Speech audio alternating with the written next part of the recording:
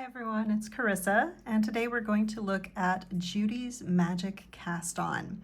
This is a great cast on to use for toe-up socks. Some people would call it a provisional cast on, but you're not using waste yarn. You're actually creating live loops in both directions at the same time.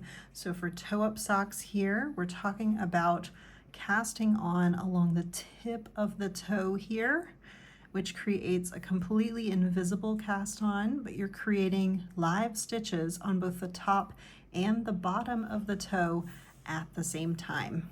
So let's take a look at how to do that. The first step of this cast on is to measure out or approximate how much of a tail we need. So first I'm going to take my yarn and I'm going to give myself a little bit of length there to be the end that I will weave in at the end of my project. Then I'm going to estimate how wide my cast on will be. If this is just for the toe of a sock, it's going to be pretty narrow. Now I'm going to multiply that times 4. So there's 1, 2, 3, and 4. And this is where I'm going to start my cast on.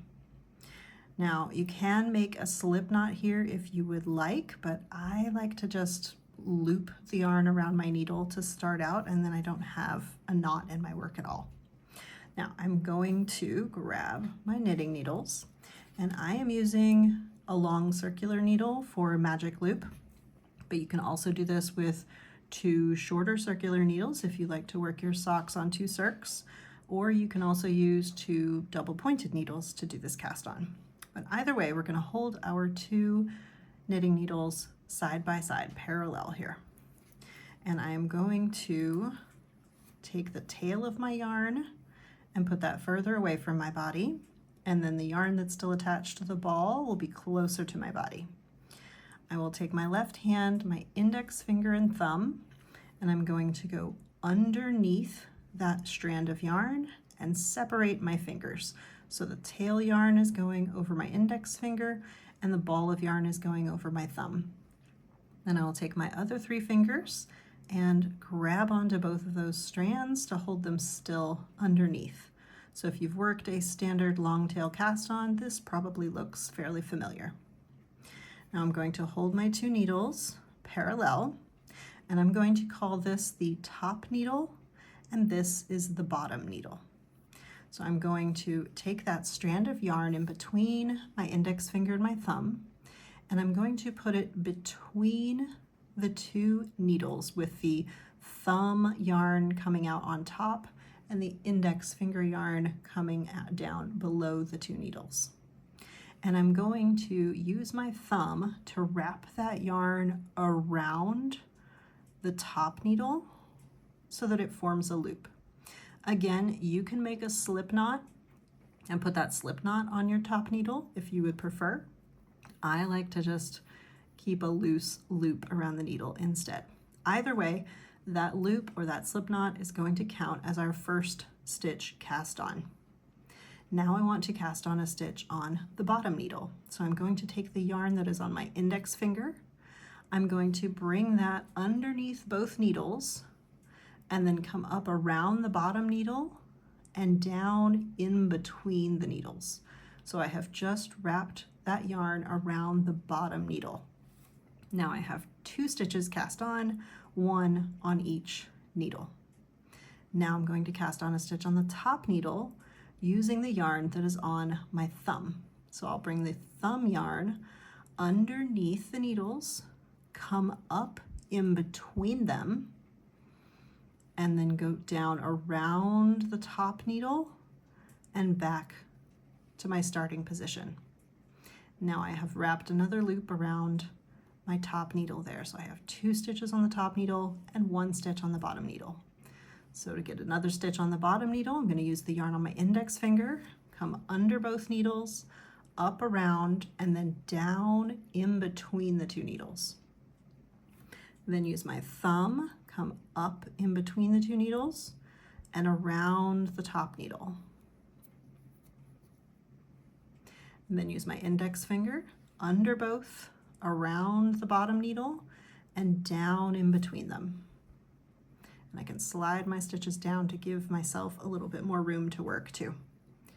Now I have 3 stitches on each needle. Time to do another stitch on the top needle. I'm going to bring my thumb yarn up in the middle and around underneath the top needle. Then bring my index finger yarn under both, around the bottom needle, and down in between them. Up with the thumb yarn in between and around the top needle. Up with the index finger yarn around the bottom needle and down in between them. And I'm going to repeat these steps until I have all of my stitches cast on. Most patterns are going to tell you, they're going to give you an even number of stitches here, and you'll have half of them on the top needle and half of them on the bottom needle. So right now we have 2, 4, 6, 8, 9 on the top needle, and 2, 4, 6, 8, 9 on the bottom needle as well. I'm going to do one more for 10 on each needle. And now I'm going to turn my work.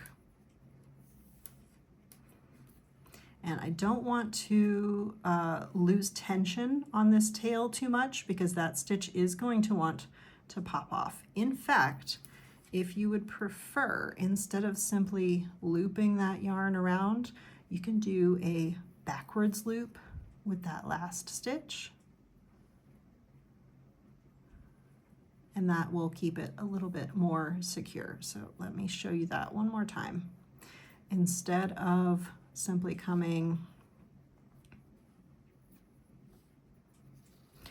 using my thumb to come up and around that needle and then down in between them, I'm actually going to make a backwards loop with my thumb and stick that onto my needle from that direction. And that creates a backwards loop with that last stitch so that it doesn't want to fly off the needle. Now I'm going to turn my work.